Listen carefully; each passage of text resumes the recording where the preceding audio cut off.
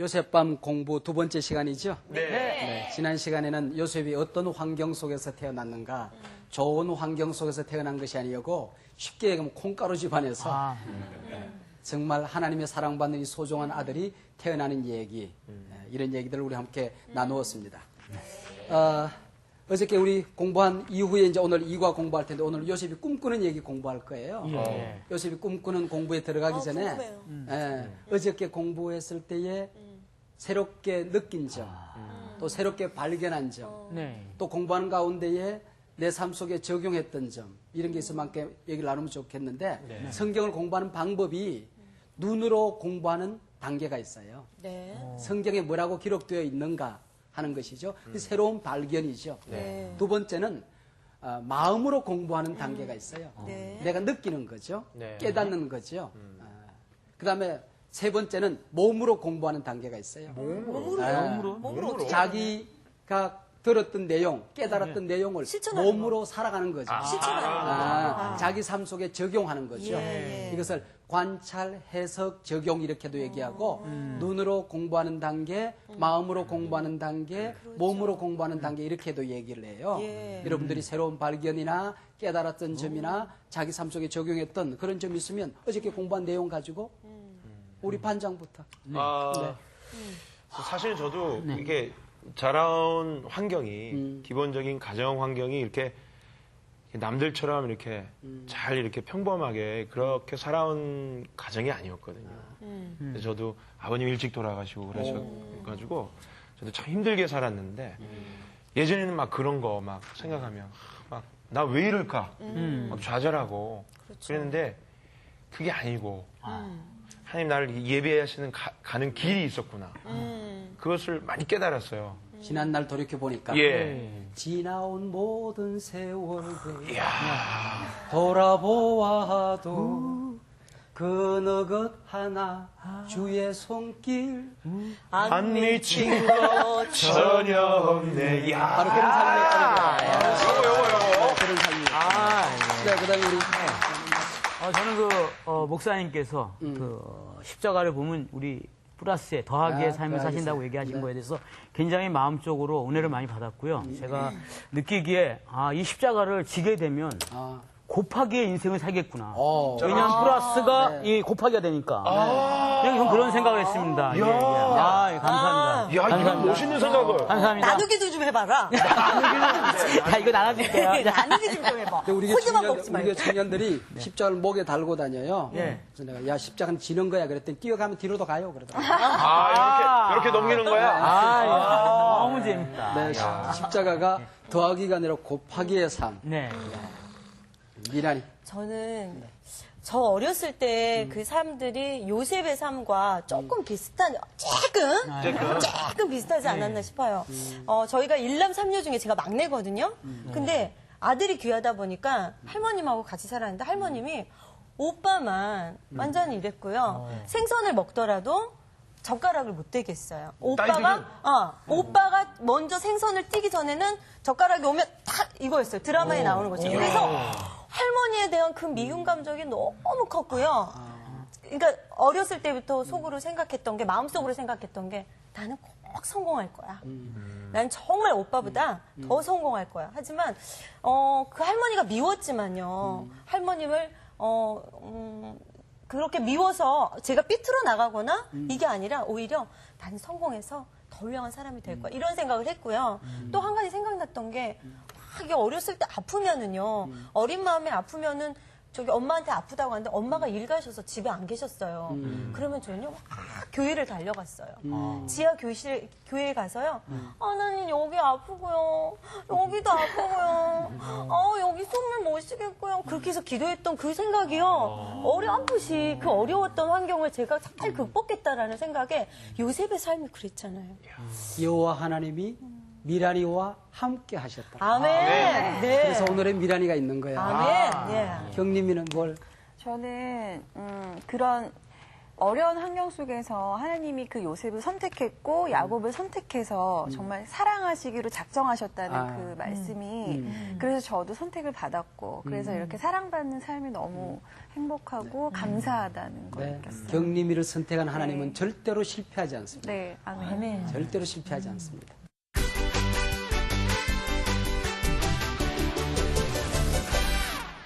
자, 오늘은 요셉이 꿈꾸는 이야기로 들어가는 우리 서론을 공부하게 될 것인데 여러분이 가지신 성경 창세기 37장입니다. 네. 1절, 2절, 3절 오늘 공부할 거거든요. 네. 우리 한 목소리로 같이 읽겠습니다. 1절, 2절, 3절 시작. 야곱이 가나안 땅 곧 그의 아버지가 거류하던 땅에 거주하였으니 야곱의 족보는 이러하니라. 요셉이 17세의 소년으로서 그의 형들과 함께 양을 칠 때에 그의 아버지의 아내들 빌하와 실바의 아들들과 더불어 함께 있었더니 그가 그들의 잘못을 아버지에게 말하더라.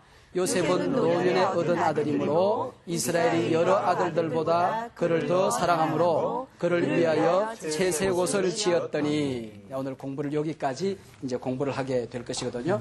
채색옷이 뭐예요? 채색옷. 혹시 벌써 채색옷이 나왔네. 색동저고리 아닌가요? 아, 체크무늬. 체크무늬야? 체크. 체크. 네. 그렇지. 이 채색옷. 채색옷은 성경에 보면 사무엘 하에 나와요. 네. 왕자나 공주가 입는 옷이다 그렇게 되어 있어요. 그러니까 양치기들이 대개 옷이라고 하면은 헝겊조가리 이렇게 아래 위 이렇게 하나 더 걸치면 그게 양치기 옷이거든. 네.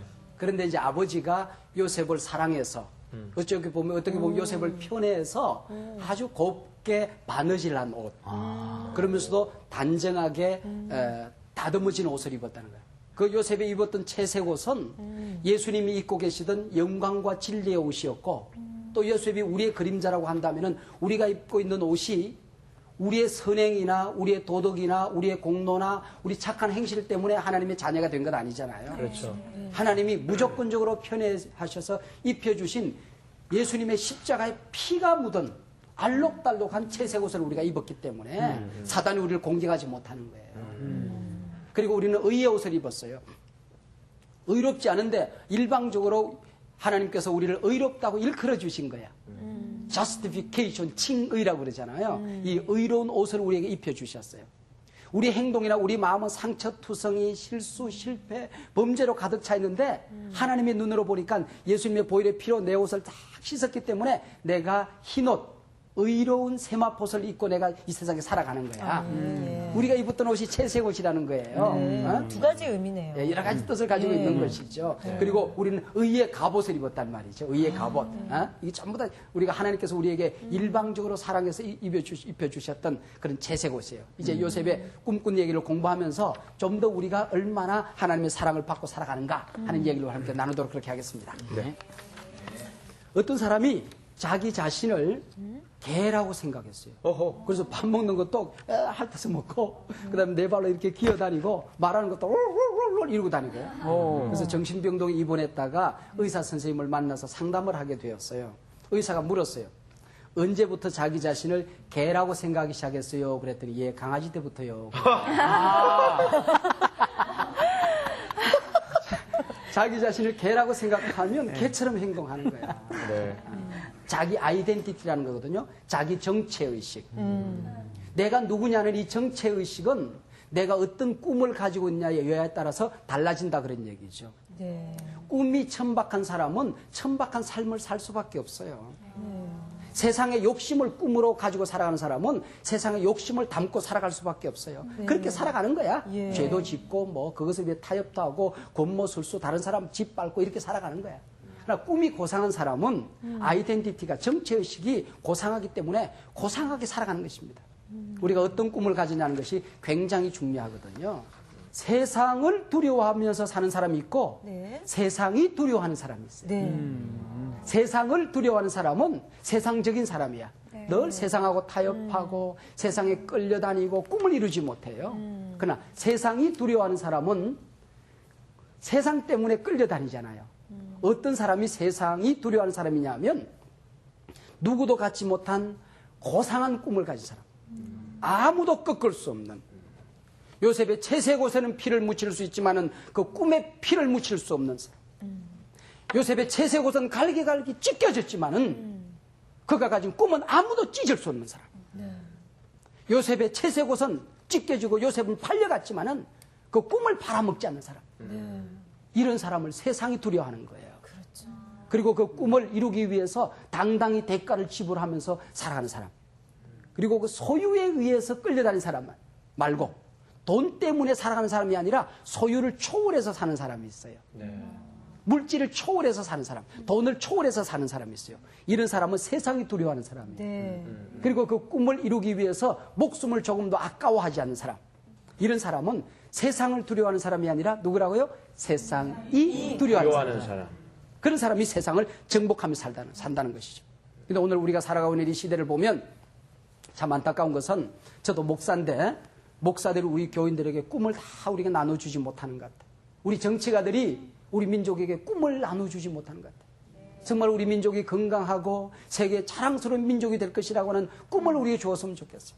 학교에서 우리 아이들에게 정말 꿈을 주는 그런 학교가 됐으면 좋겠다는 거예요. 우리가 우리 시대의 위기는 꿈의 위기다 그렇게 볼 수 있어요. 하나님이 사랑하던 사람, 했던 사람, 하나님이 쓰는 사람을 보면 좋은 가정에서 태어나서 좋은 머리를 가지고 좋은 밥을 먹고 탁월한 자원을 가진 사람들이 아니에요. 언제나 역사를 이끌어갔던 사람을 보면 꿈을 가진 사람이에요. 그런 가정도 마찬가지고 교회도 마찬가지고 나라도 마찬가지고 민족도 마찬가지다 그런 얘기죠. 히브리 민족은 2000년 동안 나라가 없었어요. 그런 상황 속에도 그들은 아니 마민이라는 노래를 부르면서 우리 민족은 망하지 않는다. 메시아는 반드시 오신다. 우리 민족을 통하여 세계를 살릴 위대한 구세주는 반드시 오신다. 잠시 늦게 올 뿐이다 하는 노래가 아니 마민이라는 노래예요. 예수님은 이 땅에 에덴 동산의 꿈을 잃어버린 하나님 나라의 꿈을 잃어버린 사람들 가운데 꿈을 주시기 위해서 이 땅에 오셨어요. 성경에 보면 성령님이 오셔서 하시는 일 가운데 가장 위대한 일이 꿈을 주는 거예요.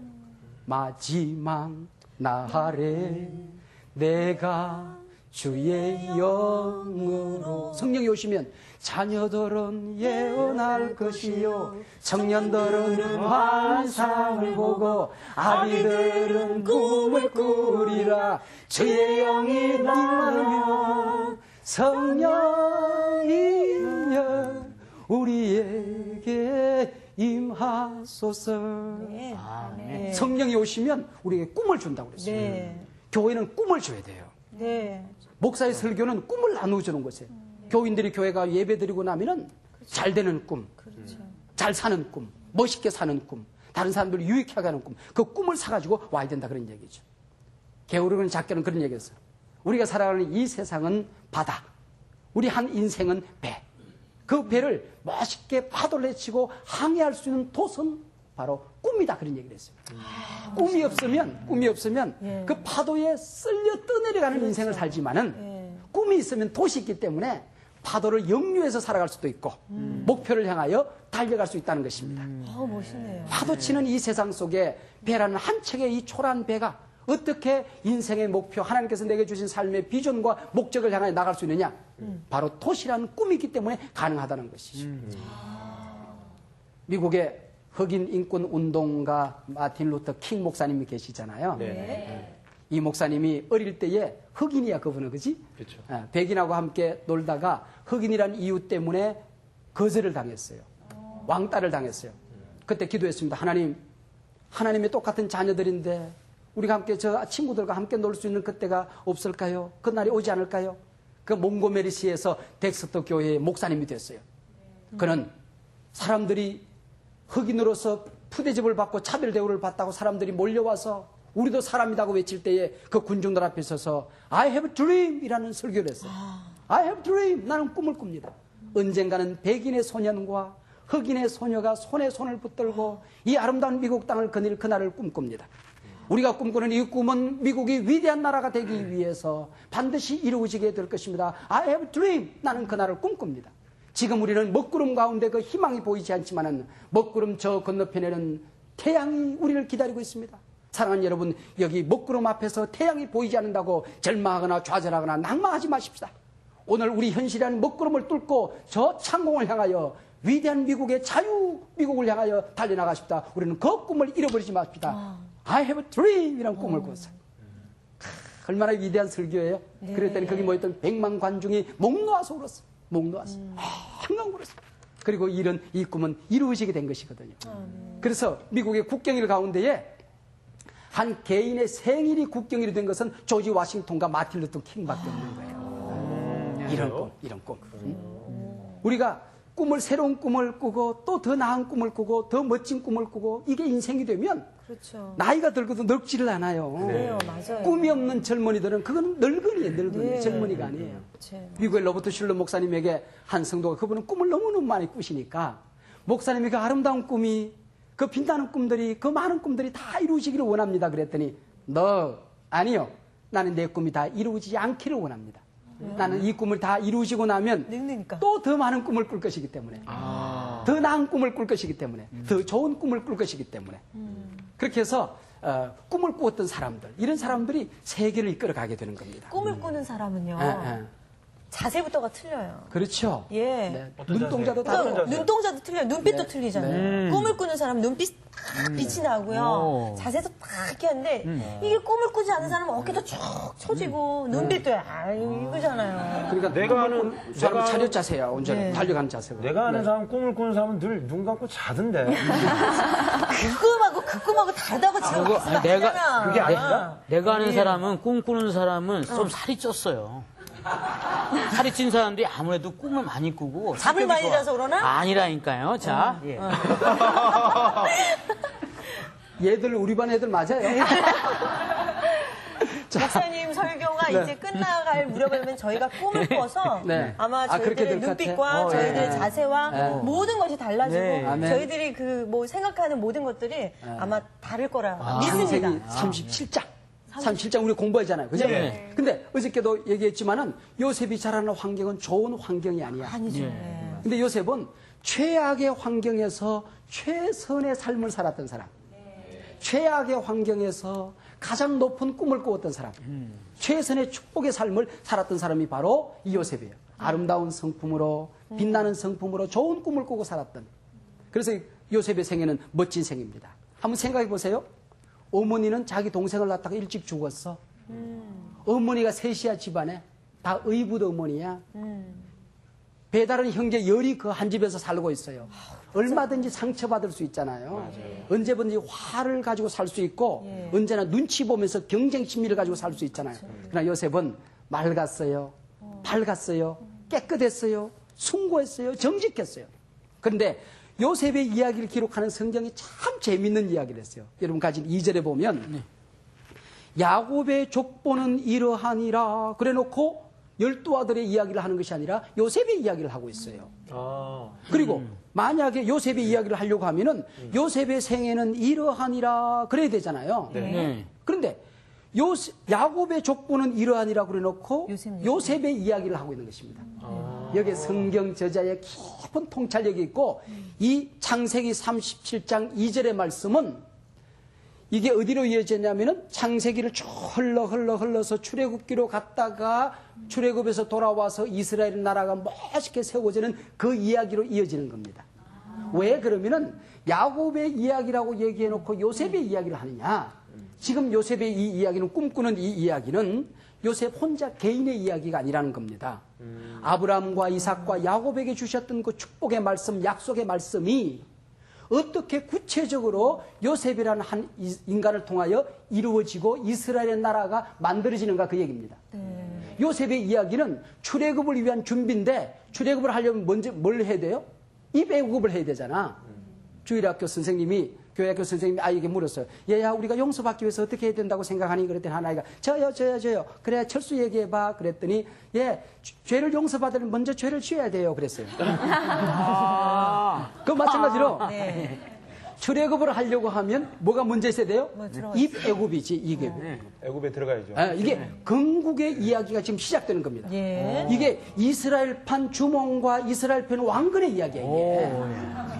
이스라엘판 대조영과 이스라엘판 태왕 사신기만 그런 얘기예요.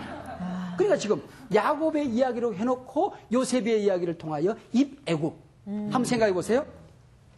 지금 조그만한 그 부족이 한 뭐 몇 명 가족이 안 되잖아요. 이게 앞으로 이스라엘은 어마어마한 나라가 될 거잖아. 세계 열방을 구원하게 돼 메시아가 태어나야 되잖아. 가만히 놔뒀다가는 옆에 있는 부족이 왕땅 다 때려 죽일 거라고. 그래서 완전한 자궁 속으로 나라를 만들어낼 수 있는 그 당시 세계를 지배하고 있던 애굽이라는 자궁 속으로 요셉을 밀어넣는 거야. 그리고 요셉의 가족을 넣어서 거기서 200만 대군, 장정만 군인들만 60만 대군을 만들어서 그게 출애굽을 하게 되는 겁니다. 그렇기 때문에 이 이야기는 요셉의 개인의 이야기가 아니라 누구의 얘기냐? 바로 이스라엘의 나라의 건국 신화를 만들어 간다는 얘기지. 아래에서 지금 깨어나고 있는 얘기야. 왕들의 얘기, 주몽 얘기야 이게. 그런데 그 요셉이 꿈꾸는 나이가 몇 살인고 하니 그 다음 보세요. 17세. 17세. 아, 17세. 나는 봐야 알았는데. 17세. 17세. 요셉이 17세 소년으로서 그랬어요. 그런데 잘 보세요. 근데 성경에 보면 참 미안한 게 아브라함은 75세부터 기록해. 그렇죠. 그 전에 뭘 했는지 아무것도 기록이 없어. 하나님의 부름을 받았던 75세부터 기록을 하고 요셉은 17세부터 기록을 해. 이게 무슨 얘기냐 하면 하나님의 부름을 받기 이전, 하나님의 간섭이 나타나기 이전, 그 다음에 하나님께서 꿈을 주시기 이전, 하나님이 그 사람을 사용하기 이전의 삶은 기록할 가치가 없다는 거지. 그게 이제 그래서 요셉의 이야기도 17세부터 우리가 기록하고 있다 그런 얘기죠. 그래서 이제 요셉이 채색 옷을 입고 하나님의 사랑을 받아서 지금 자라가는 이야기가 지금 오늘 본문의 이야기입니다. 우리 한국 기독교 120년 역사 가운데 한 해를 남기라고 한다면은 1907년을 남기는 것입니다. 세계 모든 열방이 한국을 버리고 떠날 때에, 세계 모든 나라가 한국을 버리고 떠날 때에 성령이 찾아오셔서 당신의 백성으로 유민족을 삼아 주셨어요. 독사의 입으로 빨려들어가는 개구리의 비명처럼 일제 강점기로 빨려들어가는 그 비참한 상황 속에서 성령이 찾아오셔서 이 나라를 당신의 나라로 삼아 주시고, 그리고 성령이 임하셔서 한국교회에 참된 부흥을 주셨던 평양 대부흥 운동을 기념하는 100주년이 되는 해다 그런 얘기죠. 근데 우리에게 전해지는 소식은 너무나도 안타까운 소식이에요. 불교는 조금 성장했고 천주교회는 급성장을 했잖아요. 급성장을 했어요. 그런데 우리 개신교회는 오히려 침체되고 감소되는 이런 소식을 우리가 전해드리게 된 것이죠. 시리아 방성대국이라 정말 살아있는 기독교 복음이, 믿음의 선진들이 피 뿌려서 지켰던 이 복음이, 정말 이 참된 진리가 지금 비웃음을 당하는 이 시대를 보면서 우리가 정말 잘못 살아서 그렇구나, 이런 안타까움을 가지게 되는 겁니다. 지금 우리가 요셉에게 설레이는 꿈을 우리 이 땅에 이민족이 주지 못하고 있다는 것입니다. 영국 교회가 해외 선교에는 많은 투자를 했지만은 젊은이들, 어린이들에게 투자하지 않았어요. 그렇게 시간이 흘러갔어요. 오히려 아이들을 학교 교육에 맡겨두었어요. 근데 학교 교육은 주로 계몽주의, 이성주의. 하나님 없는, 초월이 없는, 기적이 없는, 하나님의 간섭이 없는 이 계몽주의로 말미암아 만들어진 서구 사회가 어떤 사회냐면은 하나님 없는 인간. 하나님 없이 인간이 모든 걸 결정할 수 있다는 거야. 하나님의 간섭이 싫다는 거지. 성경 없는 도덕. 기독교 학교에서 성경을 못 가르치게 만들고 공립학교에서 성경을 못 가르치게 만드는 성경이 없는 도덕과 윤리, 교회 없는 사회, 이렇게 만들었어요. 이렇게 만들고 나니까 지금 서구 사회가 얼마나 피폐했는가 하니, 제가 서구 사회를 이렇게 다녀보니까 영국에서만 하더라도 최근에 300개 교회가 예배당이 유지가 안 되고 모이는 교인이 없어서 팔려나갔어요. 팔려나갔는데 절반 정도를 어디에 팔리냐면은 이슬람 교도들에게 팔렸어요. 절반은 술집에 팔렸어요. 제 친구가 한번 가보자고 해서 따라가 봤더니 한때에 어마어마한 부흥을 경험했던 그 교회가 술집에 팔려가지고 십자가 그대로 걸려 있어. 목사님이 설교하던 강대상이 그대로 있어. 성가대석도 그대로 있어. 그런데 목사님이 설교하는 강대상을 화려하게 만들어 놓고 거기서 술을 먹으면 술값이 비싸. 고급 술을 먹어야 돼. 그 다음에 성가대들이 있는 그 그 자리에는 조금 덜 비싼 이제 그런 술을 팔아요. 그 다음에 회중석이 있는 거기에는 싼 술을 먹을 수 있고 값싸게 즐길 수 있는 곳으로 만들어요. 이렇게 기독교를 지금 비웃고 있다 그런 얘기죠. 요즘 우리 사회 속에도 보면은 학교 교육이 아이들에게 꿈을 지금 주지 못하는 것 같아요. 학교 교육. 꿈을 주지 못해서 아이들이, 부모님들의 교육열이 얼마나 대단해요. 그래서 요즘에 시장에 가더라도 바다에 가더라도 조기를 못 산대요. 전부 다 조기 유학 보내가지고. 아, 조기 유학 보내가지고. 아, 목사님 지금 진지하게 얘기 듣고 있는데, 아유. 목사님. 지금 조기 유학 다 보내가지고 지금 아이들이 지금 이렇게 희망을 못 주니까 교육이 지금 이 모양이 지금 돼버렸다 그런 얘기죠. 지금 이걸 어떡하면 좋으냐 그 얘기죠. 요셉이 꿈을 꾸기 시작하면서부터 인생 역전은 시작이 되었습니다. 내가 어떤 환경에서 살았다 할지라도 어떤 내 가정 형편이 어려운 가운데 살았다 할지라도 내가 가진 조건이 남다르게 탁월하지 못하다고 할지라도 젊은이들이 꿈을 꾸기 시작하면 인생 역전은 거기서부터 시작이 되어지는 거예요. 환경을 뛰어넘습니다. 우리가 가진 모든 여건을 뛰어넘는 힘이 우리에게 있는 거예요. 지금 우리나라가 지금 이렇게 전 세계를 깜짝 놀랄 만큼 어떻게 보면요. 우리 민족이 뭐 우리 교회가 굉장히 어려운 것 같지만은 불교는 수천 년 만에 그만큼 됐어요. 천주교는 200년 만에 그만큼 됐어요. 우리는 단 120년 만에 이렇게 됐잖아요.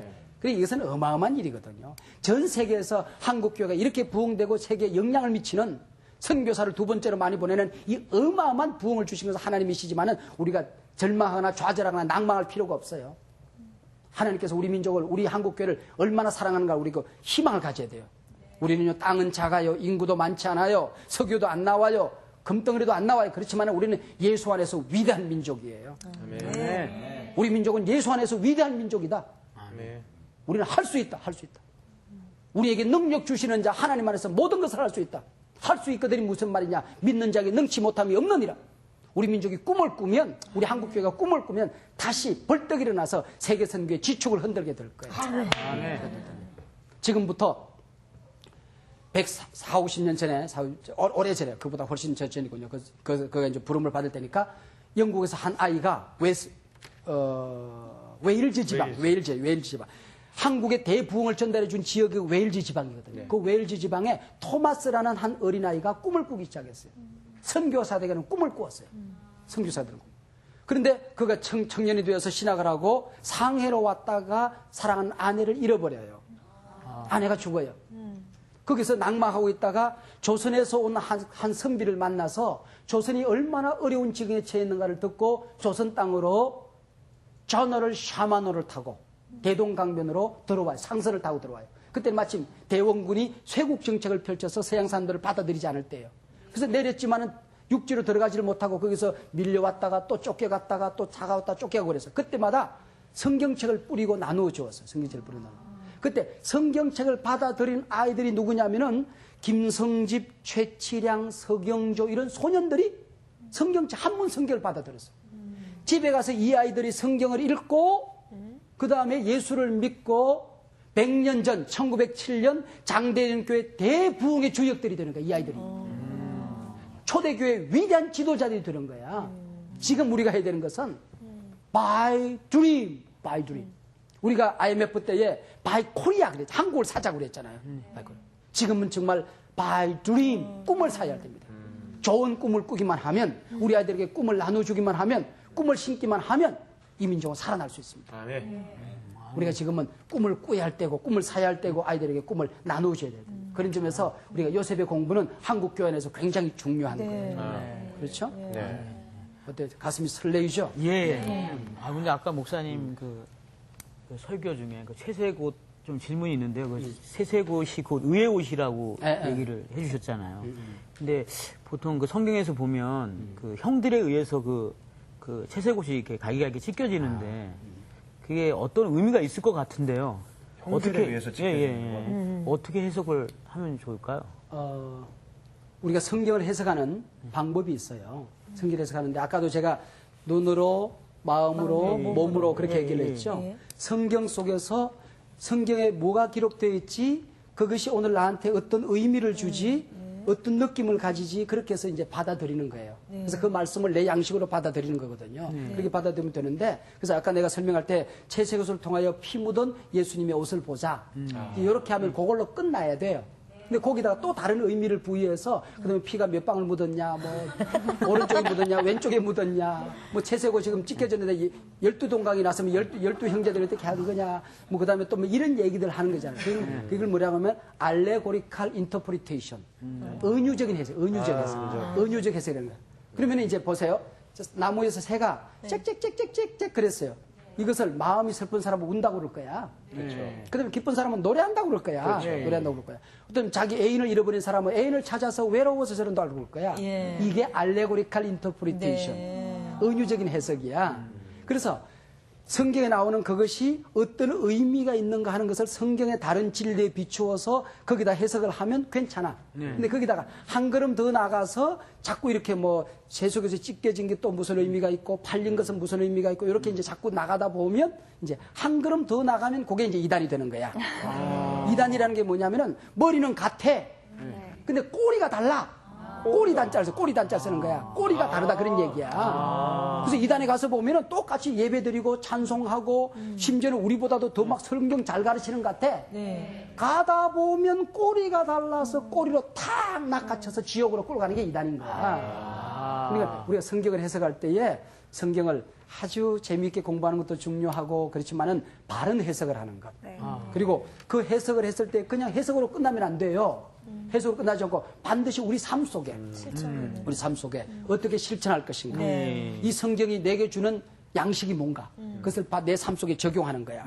그래서 성경을 공부할 때 제가 신학교에서 학생들 가르칠 때에 좀 야한 얘기인데 적용이 없는 성경 공부는 유산된 임신과 같다 그렇게 얘기를 해요. 적용이요. 그러니까 무슨 얘기냐면 성경을 잘 관찰했어. 지식적으로 만족했어. 해석도 잘했어. 근데 그것을 내게 주시는 하나님의 말씀으로 내 삶을 변화시키고 성품을 변화시키고 내 인생의 꿈을 주는 그런 말씀이 아니라고 한다면 애기 잘 가졌는데 애기를 못 낳는 거야.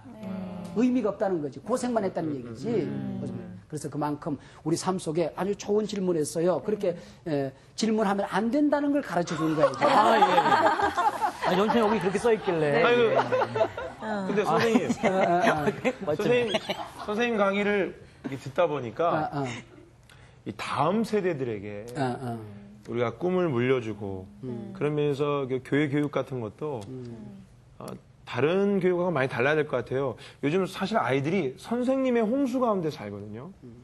뭐 학교에 가면 학교 선생님, 교회 오면 교회 선생님, 뭐 바이올린 선생님, 피아노 선생님, 태권도장에 가면 선생님이 너무 많은데 정작 이 꿈을 주는 선생님이 없다는 거죠. 심지어 교회 안에서도 그러지 못할 때가 많은 것 같아요. 1970 한국교회 100주년을 맞이하고 있었던 1970년대, 80년대 한국교회가 급성장했잖아. 그게 왜냐하면 해방 이후에 6.25 이후에 교회들마다 어린아이들, 청소년들로 덕실덕실했어요. 가득가득했어요. 그래서 그 아이들이 자라가지고 한국교회 지도자가 되면서 한국교회가 성장되기 시작한 거야. 그때는 교회가 피라미드형이야. 주일학교 아이들이 많고 어린아이들이 많고 청소년들, 청년들, 어른들이, 노인들이 적었어요. 근데 요즘은 완전히 뒤집어져서 역피라미드. 어린아이들이 없고 청소년들이 없고 청년들이 점점 많아지고 어른들, 노인들이 많아지는 이런 이제 구조를 가지고 있단 말이죠. 그러다 보니까 어떤 교회들은 교회 학교가 문을 닫았어요.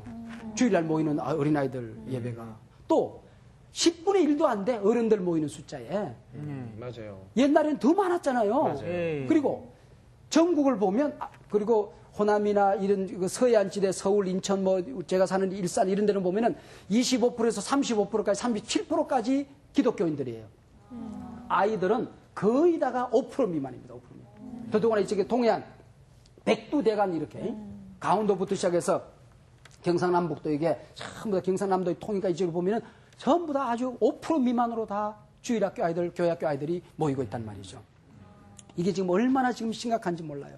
지금 주 5일 근무제가 완성이 되고 나면 주일 5일 근무제가 완성이 되고 나면 얼마나 심각한 일들이 있냐면은 금요일 저녁부터 시작해서 토요일 하루 동안, 주일 하루 동안, 주일 저녁까지 학원들이 패키지로 묶어가지고 아이들을 아예 입소해가지고 아이들을 볶아가지고 완전히 삶아서 내보내는 그런 준비들을 하고 있어요. 근데 교회는 지금 아무런 준비를 하지 못하고 있잖아요.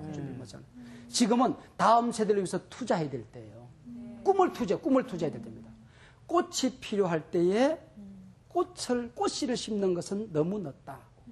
작전이 필요할 때에 작전 회의를 하는 것은 너무 늦다. 버리듯이 꽃씨를 땅에 묻어둔 자만이 꽃을 거둘 수 있고 열매를 맛볼 수가 있다. 봄에 씨를 뿌리지 않은 농부가 가을에 추수하러 나가는 것은 도둑놈 심보다. 뿌린 자만이 거둔다. 혼불이라는 최명이라는 작가가 있어요. 10권으로 된 책이에요. 10권으로 된 책. 17년 동안 이 책을 쓴 거예요. 이미 고인이 되셨지만 거기 보면 이런 얘기가 나와요. 다음 세대를 위해서 투자하지 않는 교회는 거둘 수가 없다는 것입니다. 우리가 여러분들이 이제 결혼했어요? 네. 아이가 몇이에요? 하나입니다. 몇 살? 2살. 2살. 그 아이에게 이 2살짜리 이 아이를 키우면서 좋은 옷을 입히고 명품을 입히고 좋은 밥을 먹이는 것보다 더 중요한 것은 그 아이를 축복하는 겁니다. 아버지 손끝에는 축복의 권세가 있어요. 축복의 권세. 이 손에는 아버지 어머니의 손끝에는 축복의 권세가 있어요. 아이를 축복하는 것이고 그 다음에 그 아이가 자라면서 꿈을 우리 아버지는 이런 인생의 고난에 부딪히고 어려움에 부딪혔을 때에 어떻게 이 문제를 해결하더라. 그걸 아이들에게 보여주고 꿈을 심어주는 거야. 이게 어느 때보다 참 중요한 한 해를 우리가 보내고 있는데 앞으로 꿈을 사고 꿈을 나눠야 될 때가 된 겁니다. 저희 아이가요. 첫째는 초등학교 3학년이고요. 둘째는 2살이에요. 근데 초등학교 3학년 아이가 저는 어떨 때 가장 예뻐 보이고 어떨 때 제가 행복하냐면 이 노래를 할 때. 나는 걸작품 하나님의 최고의 작품 이거 얘기할 때요. 이 노래 할 때요. 그래 맞아. 너는 하나님이 만든 최고의 작품이야 라고 제가 이렇게 칭찬해 주거든요. 그 노래를 들을 때 제가 얘가 공부 잘해서 제가 예뻐 보이는 것도 아니고 그 노래 할 때 나는 정말 하나님이 만든 최고의 작품이다라고 본인이 인정하며 노래할 때 너무 예뻐 보이는 거 있죠. 작품 가운데는 걸작품이잖아요. 걸작. 그 작품. 걸어다니는 작품. 아우 선생님.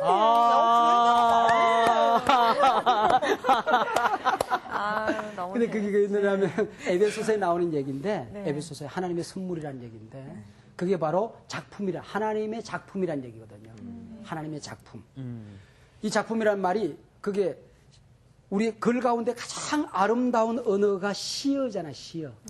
시적인 작품, 시적인 작품. 명작품이라는 겁니다. 하나님이 우리를 그렇게 만드는 것입니다. 어떻게 만드느냐면은 독생자를 죽인 피로 우리를 다듬어서 새롭게 만드는 작품이에요. 그래서 어떤 대가를 주고도 아깝지 않을 만큼 소중한 작품이 바로 하나님의 글작품, 명작품. 우리 옆에 분에게 우리 확인을 좀 할 필요가 있어. 우리 게스트들도 패널들도 우리는 하나님의 작품입니다. 당신은 하나님의 작품입니다. 당신은 하나님의 당신은 작품입니다. 하나님의 작품입니다. 작품입니다. 당신은 하나님의 작품입니다. 작품입니다. 근데 왜 작품인데. 하나님의 작품이다 그랬으면 진짜 작품이다 그랬는데 하나님 작품이 아직 안 그랬어요. 맞아요. 이 형이 그래요. 그럼 어떡해? 작품이 정무라만 있는 게 아니야.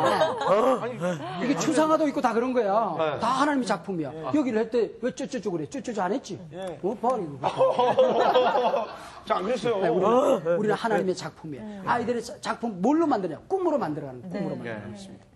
그 아이들에게 꿈을 나눠주면 아이들에게 꿈을 심어주면 그 꿈이 아이들의 인생을 만들어가는 것입니다. 네, 목사님 저는 비전이요. 고아 아이들을 모아서 고아 학교를 대안학교를 만드는 게 저의 비전이거든요. 네. 그래서 지금 목사님 말씀하신 게 지금 너무너무 정말 도움이 되고요. 얘 오늘만 오고 네. 안 온다고 그랬었는데 아마 계속 올 거예요. 오늘 목사님한테 반했잖아요. 네. 그러면 제가 이제 대안학교를 할 때 더 이제 목사님께서 저에게 해주실 말씀은 네. 우리가 가지는 것이 세상적인 야망이 있고 비전이 있어요. 그렇죠. 이걸 다 꿈이라고 얘기를 해요. 세상적인 야망은 자기가 꾼 거예요. 자기가 만든 거예요. 자기 인간의 대개 욕심과 높아지고자 하는 욕망이 재료가 되어가지고 그 꿈을 만들어가는 거예요. 이것은 인간의 야망이다, 야망. 근데 인간의 이 야망은 대개 보면 이 야망은 야망을 이루는 세상적인 욕망으로 만들어진 그 꿈을 이루는 방법도 세상적인 방법이 동원 거죠. 그리고 그 목표도 자기를 유익하게 하고 다른 사람을 때로는 해칠 때가 있고 다른 사람에게 유익을 주지 못해요. 그러나 비전은 지금 우리가 경림이가 꾸었던 그 꿈은 하나님이 주신 비전이에요. 아까 얘기했죠. 하나님께 영광이 되는가? 성경적인 근거를 가지고 있는가? 그 다음에 다른 사람을 유익하게 하는가? 이 꿈에 다 맞고 하나님이 주신 꿈이에요. 그 꿈을 이루기 위해서는 지금부터 준비를 해야 되고 대가를 지불해야 돼요. 씨를 뿌려야 돼. 씨를 뿌려야 돼. 씨를 뿌려야 돼. 자기 자신에게도 씨를 뿌리고 자기 주변의 환경에 준비를 해야 되고 그러다 보면 그것이 열매가 맺혀지고 이제 더하기 인생 요셉처럼 다른 사람을 유익하게 하는 삶을 살 수가 있는 거예요. 어머, 경임이가 이런 생각 갖고 있는지 몰랐어요. 저도 몰랐어요. 우리 박수 한번. 달리 보여요. 자, 사랑하는 여러분. 오늘 우리 창세기 37장 1절, 2절, 3절 요셉이 구체적으로 어떻게 꿈을 꾸는가 하는 내용을 들어가기 전에 꿈 개론이라고 할 수 있을 거예요. 그죠? 네. 꿈의 사람이 태어나는 이야기 우리 어저께 공부했고 오늘은 꿈꾸는 요셉의 그 배경, 환경 이런 것들을 통해서 요셉이 가졌던 앞으로 꾸게 될 꿈이 가지고 있는 의미 또 그것이 우리 속에 가져다 주는 어떤 그 성경적인 신앙적인 그 도움 이것이 무엇인가 하는 것을 우리가 공부했어요. 이제 다음 시간에 우리 다시 만날 때는 구체적으로 요셉이 어떤 꿈을 꾸는가 하는 걸 우리가 공부하다 보면 정말 멋있는 아름다운 우리 속에서도 이글거리는 꿈의 영광을 우리가 꿈의 그 아름다운 그림을 보게 될 줄로 믿습니다. 자, 여러분들과 어제 오늘 가졌던 이 2시간 행복했고 앞으로 더 행복하고 복된 시간을 가지게 될 것이라고 이연사 힘줘 외칩니다. 차려! 동냐! 아이고.